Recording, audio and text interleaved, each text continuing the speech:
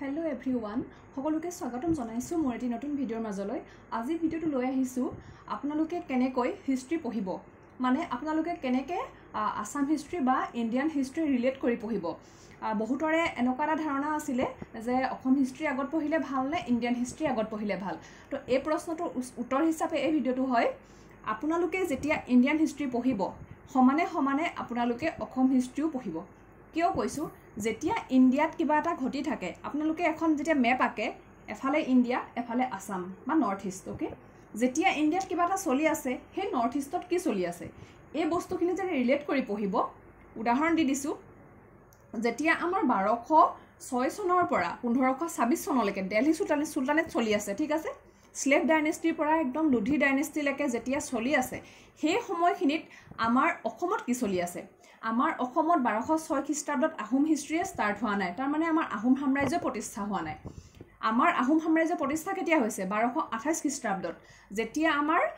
মানে স্বৰ্গদেউ চুকাফা অসমলৈ আহিছে ঠিক আছে সেই সময়খিনিৰ পৰা আমাৰ যেতিয়া আহোম হিষ্ট্ৰী ষ্টাৰ্ট হৈছে সেই সময়খিনিত দিল্লীত মানে দিল্লী সুলতানেট চলি আছে ইণ্ডিয়ান হিষ্ট্ৰীৰ সেইখিনি বস্তু চলি আছে ঠিক আছে যেতিয়া 1526 চনলৈকে সেইখিনি বস্তু শেষ হয় তাৰ পাছত আমাৰ আহে মোগল এম্পায়াৰ তেতিয়া আমাৰ মোগল সাম্ৰাজ্য প্ৰতিষ্ঠা কৰে বাবৰে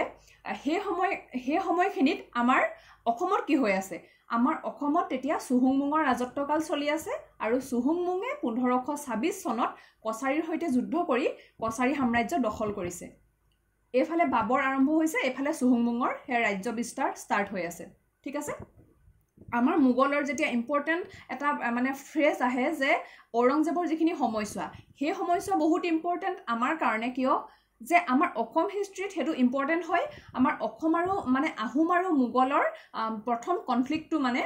ষ্টাৰ্ট হৈছে সেইখিনি সময়তে ঔৰংজেবৰ সময়তে ঠিক আছে আৰু হে কনফ্লিক্টটো ইমানে বাহি গৈছে লাষ্টত মানে এটা একদম হাৰ্ছ ট্ৰিটি সাইন হৈছেগে আৰু ট্ৰিটি অফ ঢিলাঝাৰীঘাট সাইন হৈছেগে ঠিক আছে 1663 ট্ৰিটি সাইন কৰিছে তো সেই সময়খিনি যেতিয়া ইণ্ডিয়াত মানে মোগল সাম্ৰাজ্য চলি আছে আমাৰ অসমত হে আহোম সাম্ৰাজ্য চলি আছে ঠিক আছে এনেকে আপোনালোকে পঢ়ি যাব আৰু কোনখিনি সময়ত আমাৰ আইএনসি গঠন হল সেই সময়ত আমাৰ অসমৰ পৰিস্থিতি কেনেকুৱা আছিল ঠিক আছে যেতিয়া আমাৰ ফ্ৰীডম ষ্ট্ৰাগল চলি আছে ইণ্ডিয়াত আমাৰ কি চলি আছে অসমত কি চলি আছে যেতিয়া মিলাই পঢ়ি যাব এই যে এটা শব্দ আহে সমসাময়িক বুলি পাইছেনে আমাৰ ইণ্ডিয়ান কোনজন কিং আমাৰ অসমৰ কোনজন কিঙৰ মানে সমসাময়িক হয় কোনজন ৰজাৰ কোনজন সমসাময়িক হয় এনেকে সমুদ্ৰ বৰ্মনৰ কথা এনেকে আহে হয়নে পুষ্য বৰ্মনৰ কথা আহে ঠিক আছে তো সেই সময়খিনি আপোনালোকে কেতিয়া ভালকে গম পাব যেতিয়া আপুনি ইণ্ডিয়াৰ লগত আসামটো ধুনিয়াকে একেলগে পঢ়ি যাব ওকে এতিয়া পৰা পৰাপক্ষত আপোনালোকে একেলগে দুইখন মানে ইণ্ডিয়া আৰু আসাম একেলগে পঢ়িবলৈ ষ্টাৰ্ট কৰক আৰু এটা ইম্পৰ্টেন্ট কথা সুধি আছিলে আনকমন কিছুমান বেটলৰ কথা যোৱাবাৰ পৰীক্ষাত আহিছে এডিআৰি 2.0 কিছুমান এনেকুৱা যুদ্ধৰ কথা আহিছে যিবোৰ সাধাৰণতে আমাৰ টিচাৰ সকলে পঢ়ুৱা নাছিলে বা আমিও পঢ়া নাছিলো তো সেইখিনি বস্তু কোট পাম মানে তেনেকুৱা আৰু কি যুদ্ধৰ কথা ভৱিষ্যতে আহিব পাৰে আৰু সেই প্ৰশ্নটোৰ উত্তৰ হৈছে আপোনালোকে লুচেন জিকেখন যদি এবাৰ পঢ়ে ওয়াৰ্ল্ড হিষ্ট্ৰীৰ যেটো পাৰ্ট হয় তাতে আপোনালোকে সেই যুদ্ধখিনি পাব আৰু বেছি পেজো নাই 15টা মান পেজ পঢ়িলে হে মানে তেনেকুৱা ধৰণৰ কেবাখনো ইম্পৰ্টেন্ট বেটলৰ কথা তাতে উল্লেখ আছে মই আপোনালোকক ইয়াতে ফটো লগাই দিছো কোনটা পেজত হে বেটল অফ ওয়াটাৰলু আৰু ওয়াৰ অফ ৰজেছৰ কথা আছে ঠিক আছে তেতে ধৰণৰ আৰু এটা কোৱেশ্চন আহিছিলে যেটো আমাৰ ওয়াৰ্ল্ড ওয়াৰৰ এলাইজ পাৱাৰ আৰু এক্সিস পাৱাৰৰ ওপৰত কোৱেশ্চন আহিছিলে কোনখন কান্ট্ৰি ইয়াৰ নহয় অন্তৰ্গত এনেকে আহিছিলে তো হে কোৱেশ্চনটো মানে ধুনিয়াকে আছে হে ওয়াৰ্ল্ড হিষ্ট্ৰীৰ হে কেটা পেজতে মানে ওয়াৰ্ল্ড ওয়াৰ 1 ওয়াৰ্ল্ড ওয়াৰ 2 ধুনিয়াকে তাত লিখা আছে গতিকে আপোনালোকে ওয়াৰ্ল্ড হিষ্ট্ৰী আৰু ইণ্ডিয়ান হিষ্ট্ৰীৰ কাৰণে বেলেগ কিবা কিতাপ চাই থাকিবলৈ প্ৰয়োজন নহয়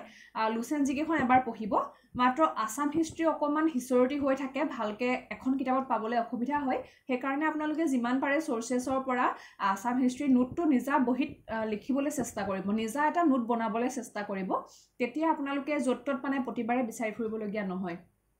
আজি ভিডিওটো ইমানে হয় আপোনালোকে আসাম হিষ্ট্ৰী ইণ্ডিয়ান হিষ্ট্ৰী আৰু ওয়াৰ্ল্ড হিষ্ট্ৰী ধুনিয়াকে পঢ়া আৰম্ভ কৰক আৰু মই যিমানখিনি পাৰো মই কেনেকৈ নোট বনাইছিলো এইখিনি বস্তু মানে টেলিগ্ৰামত শেয়াৰ কৰিবলৈ চেষ্টা কৰিম আৰু ভিডিও আকাৰেও আনিবলৈ চেষ্টা কৰিম আজিলৈ ভিডিওটো ইমানেই যদি আপোনালোকে ভাল পায় তেন্তে লাইক কমেন্ট আৰু সাবস্ক্ৰাইব কৰিবলৈ নাপাহৰিব থ্যাংক ইউ